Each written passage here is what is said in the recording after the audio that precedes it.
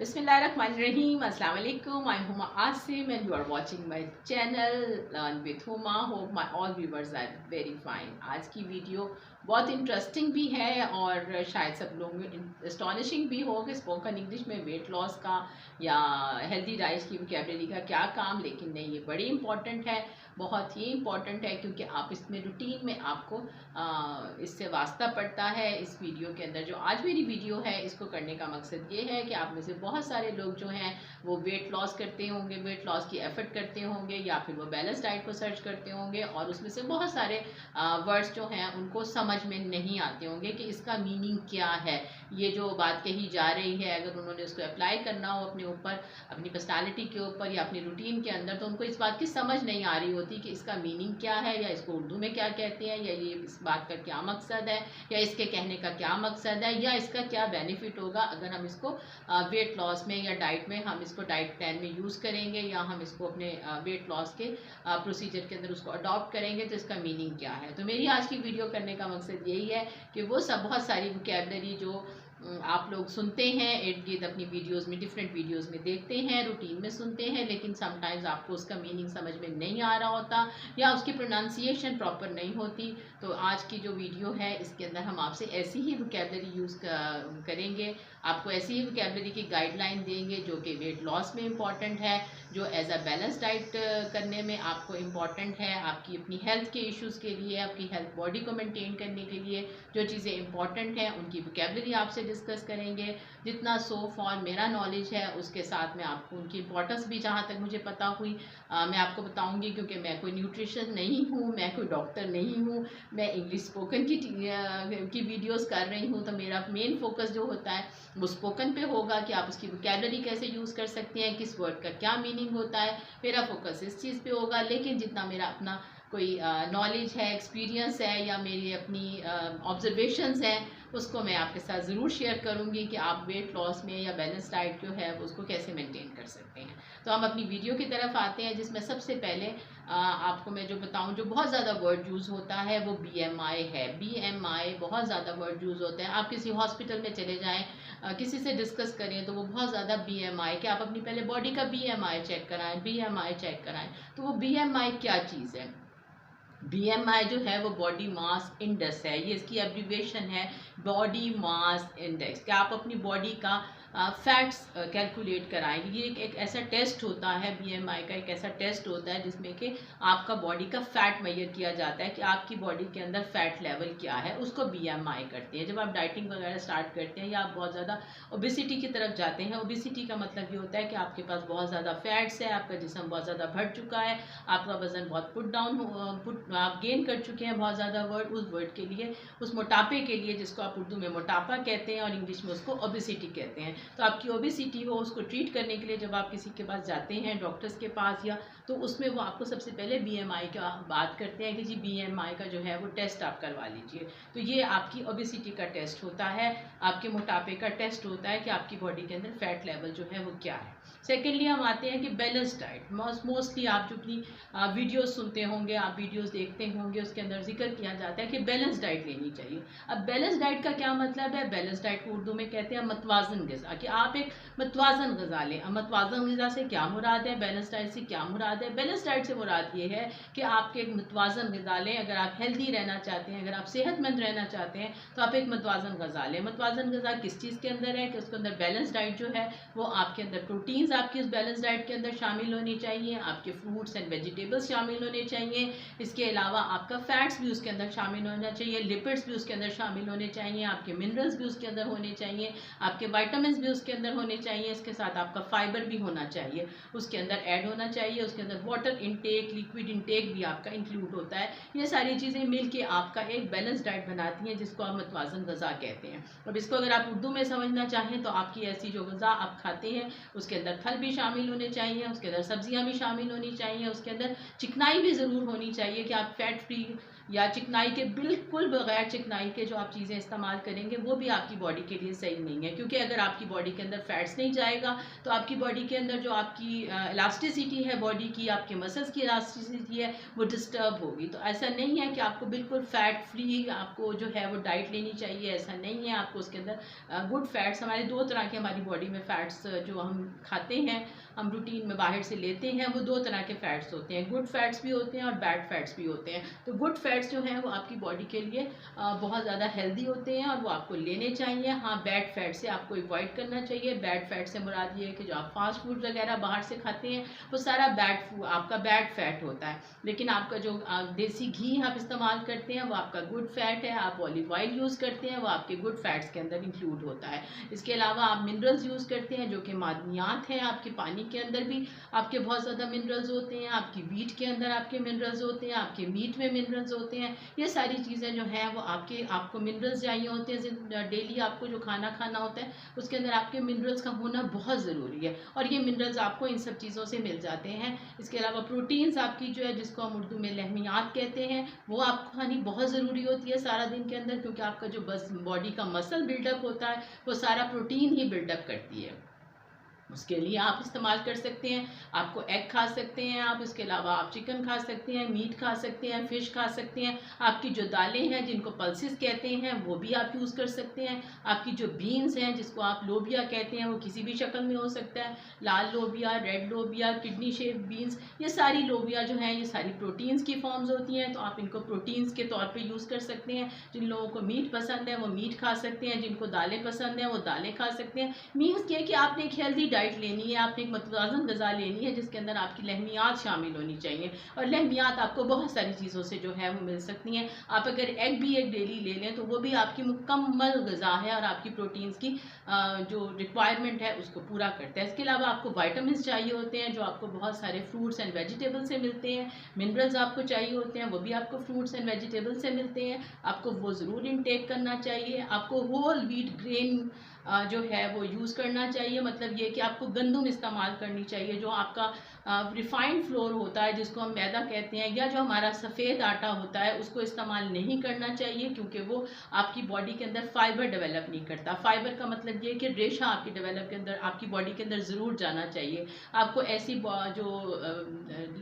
Diet ज़रूर लेनी चाहिए, ऐसे फ्रूट्स आपको ज़रूर लेने चाहिए जो आपकी बॉडी के अंदर फाइबर मतलब फाइबर रिच हो वो फूड। वो फाइबर रिच का मतलब ये है कि आपकी बॉडी के अंदर रेशा जाएगा, आपकी जो मेटाबॉलिज्म है वो सेट रहेगा और आपको कॉन्स्टिपेशन जिसको कब्ज़ कहते हैं वो नहीं होगी। तो इस तरह से आपका बॉडी सिस्टम जो है हेल्दी रहेगा, क्योंकि आपका स्टमक हेल्दी रहेगा। अगर आप रिफाइंड फ्लोर, जो मैदा और जो ये मतलब साफ़ किया हुआ सफ़ेद आटा होता है, छना हुआ सफ़ेद आटा होता है, वो आपके लिए बिल्कुल मुनासिब नहीं है। आपको होल व्हीट इस्तेमाल करना चाहिए, आपको गंदम की रोटी खानी चाहिए। और अगर आप रोटी नहीं खा रहे हैं तो प्लीज़ आपको वाइट ब्रेड, अगर आप खाते हैं तो वाइट ब्रेड जो है, सफ़ेद डबल रोटी जो होती है वो भी आपकी हेल्थ के लिए बिल्कुल अच्छी नहीं है, उसके भी कोई बेनिफिट्स नहीं है आपको। फिर आपने अगर यूज़ करना है तो आप होल व्हीट ब्रेड यूज़ करें, आप ब्राउन ब्रेड यूज़ करें। मोस्टली लोग जो है उसको ब्राउन ब्रेड कहते हैं, ब्राउन ब्रेड भी कहते हैं यूजुअली, लेकिन एक्चुअल में ये ब्राउन ब्रेड होती है, जिसके अंदर जो आपके आटे का जो चूरा आपका जो भूरा होता है जो छाना जाता है उसके साथ के मतलब होल व्हीट के जो ब्रेड है वो बनाई जाती है, और ये ब्राउन के लिए ब्राउन ब्रेड कहलाती है। और ये आपके बॉडी के अंदर फाइबर की जो रेशो आपको चाहिए होती है, जो फाइबर की रिक्वायरमेंट होती है वो पूरी करती है। आपको गंदम इस्तेमाल करनी चाहिए, गंदम की रोटी इस्तेमाल करनी चाहिए, उससे आपकी बॉडी के अंदर फाइबर डेवलप होता है और आपकी बॉडी का मेटाबॉलिज्म रहता है। और मेटाबॉलिज्म का वर्ड आपने बहुत ज़्यादा सुना होगा। तो मेटाबॉलिज्म जो है, मेटाबॉलिज्म क्या है? मेटाबॉलिज्म उस चीज़ को कहते हैं, उस प्रोसेस को कहते हैं जो आपकी बॉडी के अंदर, जो आप फूड खाते हैं, जो आप खाना खाते हैं सारा दिन के अंदर, वो एक एनर्जी में डेवलप हो जाता है। वो आपकी बॉडी जो है, जो आप खाना खाते हैं वो आपकी बॉडी उसको तोड़ती है, उसको मतलब ब्रेक करती है और उसको एनर्जी में ट्रांसफ़र कर लेती है, और वो फिर आपकी बॉडी का हिस्सा बन जाते हैं। लेकिन अगर आपकी बॉडी का मेटाबॉलिज्म स्लो है, अगर आपकी बॉडी किसी डिज़ीज़ की वजह से, या आप जो है काउच मतलब पोटैटो है। काउच पोटैटो का मतलब ये है कि आप सारा वक्त बैठे रहते हैं और आप हिलते जुलते नहीं हैं, आप कोई एक्सरसाइज नहीं करते, तो इसका मतलब है कि आप अपनी ओबेसिटी को बढ़ा रहे हैं, आप अपनी एक्सरसाइज को कम कर रहे हैं, आपकी मोबिलिटी कम है। तो इसका मतलब है कि आपका with the passage of time आपकी बॉडी का मेटाबॉलिज्म स्लो होता जाएगा। जब आपकी बॉडी का मेटाबॉलिज्म स्लो हो जाएगा तो इसका मतलब है कि आप जो खाना खाएंगे वो आपकी बॉडी का हिस्सा नहीं बनेगा, वो ब्रेकअप नहीं होगा प्रॉपरली और वो आपके बॉडी का हिस्सा नहीं बनेगा, जिससे ये कि आपको डिजीजेस भी इंक्रीज होंगे और इसके साथ साथ आपको उसके अंदर आपकी जो है फैटनेस भी इंक्रीज होगी, क्योंकि आपकी बॉडी का वो हिस्सा नहीं बन रहा, आपकी ब्लड सर्कुलेशन में नहीं जा रहा। वो चीज़ किस में ट्रांसफ़र हो रही है, वो आपकी बॉडी के अंदर से फैट्स बना रही है, वो आपकी ओबेसिटी को इंक्रीज कर रही है, वो आपके फैट्स में डेवलप हो रही है। तो इसलिए अगर आपकी बॉडी का मेटाबॉलिज्म स्लो है तो इसका मतलब है कि आप फिटनेस की तरफ जा रहे हैं। और आपकी बॉडी का मेटाबॉलिज्म आप कैसे मतलब फास्ट कर सकते हैं? मेटाबॉलिज्म स्लो हो जाता है, अक्सर आपकी बीमारियाँ ऐसी हो जाती हैं जैसे थायराइड है या और बहुत सारी ऐसी बीमारियाँ होती हैं जिससे आपकी बॉडी का मेटाबॉलिज्म ऑटोमेटिकली स्लो हो जाता है। और कुछ लोगों का by nature he metabolism slow होता है और कुछ लोगों का बाय नेचर मेटाबॉलिज्म फास्ट होता है। जैसे कि कुछ कहते हैं कि वो जितना भी खा लें उनको नहीं लगता, और जो कुछ लोग ऐसे होते हैं कि वो थोड़ा सा भी खा लें तो उनको बहुत ज़्यादा लगता है। तो ये मेटाबॉलिज्म फिर आपका डिपेंड करता है कि कुछ लोगों का मेटाबॉलिज्म फास्ट होता है या उनकी एक्टिविटीज़ ऐसी होती हैं या उनकी रूटीन्स ऐसी होती हैं कि वो जो कुछ खाते हैं उनकी बॉडी का हिस्सा बन जाता है और वो फिर ब्लड सर्कुलेशन के अंदर चला जाता है, वो फैट्स में डेवलप नहीं होता। और जिनकी मेटाबॉलिज्म स्लो होता है उनका फैट्स डेवलप होता है, उनकी बॉडी के अंदर ओबेसिटी बढ़ना शुरू हो जाती है। मेटाबॉलिज्म आप बहुत तरीके से फास्ट कर सकते हैं, बहुत तरीके से तेज़ कर सकते हैं, जिसमें सबसे पहले अगर आप एक कोई एक्सरसाइज करें, आप कोई वॉक की अपनी रूटीन बनाएं, आप अपने आप को मतलब वॉक पे डालें कि आप डेली वॉक करें या आप कोई एक्सरसाइज करें।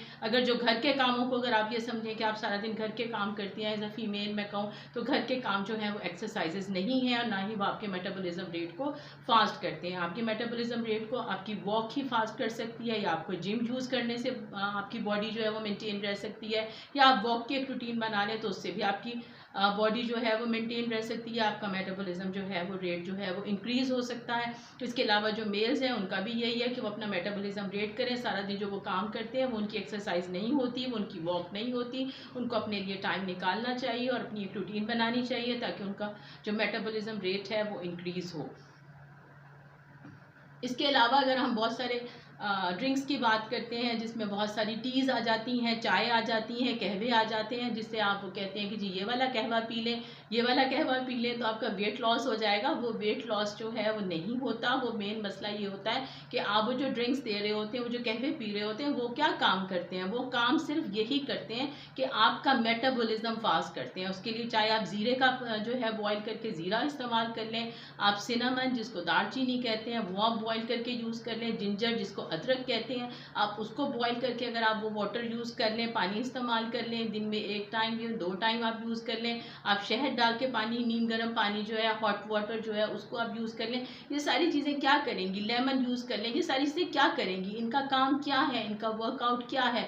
इनका वर्कआउट सिर्फ और सिर्फ इतना है कि आपकी बॉडी का मेटाबॉलिज्म फास्ट कर देंगी ये। और जब आपकी बॉडी का मेटाबॉलिज्म फास्ट होगा तो इसका मतलब है कि आपका बॉडी अपनी जो आपने खाना खाया है वो उसको एनर्जी में तब्दील कर रही है, वो फैट्स में तब्दील नहीं कर रही। और ये है उसका राज कि आप वो कहवा पी लें, सब कुछ कर लें तो आपकी बॉडी का मेटाबॉलिज्म रेट इंक्रीज़ होना चाहिए। जब आपकी बॉडी का मेटाबॉलिज्म रेट इंक्रीज़ होगा तो आप वेट लूज़ भी करेंगे और आप अपना मेंटेन रखना चाहते हैं, मतलब अपनी जो आपका वज़न है आप चाहते हैं कि इतना ही रहे, बढ़े ना, तो तब भी होगा। और आपका अगर आप वेट कम करना चाहते हैं तो फिर भी आपका मेटाबॉलिज्म ही इसमें काम करेगा। आपको पानी पीना चाहिए, जैसे बार बार वर्ड्स यूज़ करते हैं हाइड्रेशन, कि आप हाइड्रेटेड रहें, हाइड्रेटेड रहें। तो हाइड्रेटेड का मतलब यही है कि आप पानी पिएं, आपकी बॉडी जो है वो हाइड्रेटेड रहनी चाहिए, उसमें पानी की कमी नहीं होनी चाहिए। और इसका सिंपल सा आंसर ये है कि आपकी बॉडी एक मशीन है, आपकी बॉडी एक मशीन की तरह काम कर रही है। और जब एक मशीन जो है उसको काम करना होता है तो वो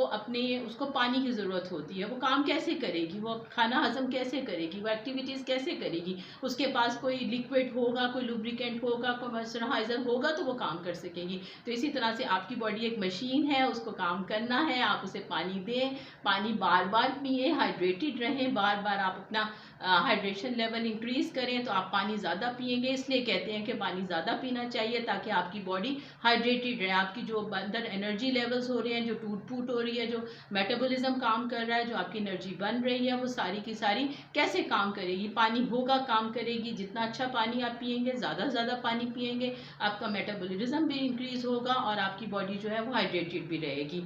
आप जितना भी उसको मतलब इनटेक ऑफ वाटर करेंगे, उतना ही आपके लिए जो है वो बेनिफिट रहेगा। लेकिन मेरी आपको एडवाइस यही है कि please room temperature water use करें। सादा जो आपका आम दर्जा हरारत पे पानी होता है उसको इस्तेमाल करें। कोल्ड वाटर, ठंडा पानी जो है वो अवॉइड करें, क्योंकि ठंडा पानी आपको उतना फ़ायदा नहीं देता जितना कि आपको रूम टेम्परेचर वाटर जो है वो आपको फ़ायदा देता है। इसके अलावा फ़ाइबर का अल्फाज इस्तेमाल किए जाते हैं। फ़ाइबर में आपको बता चुकी हूँ कि रेशादार ग़िज़ाएँ होती हैं जो आपके फ्रूट्स में, वेजिटेबल्स में इंक्लूड होती हैं। अगर आप अपने फ्रूट्स यूज़ करें, अगर आप अपनी वेजिटेबल्स यूज़ करें प्रॉपरली, तो आपके उसके अंदर फ़ाइबर भी होगा। कोशिश करें कि जूसेस के ऊपर ज़्यादा ना जाएं। लोग जूसेस के ऊपर जाते हैं, लेकिन जूसेस से आपको एनर्जी तो चली जाएगी, वाइटामिन तो चले जाएंगे, लेकिन आपका फ़ाइबर नहीं जाएगा। फ़ाइबर सिर्फ उस सूरत में जाएगा जब आप वेजिटेबल्स को, आप फ्रूट्स को वैसे खाएंगे, तब आपके साथ फ़ाइबर जो है वो इंक्लूड होगा।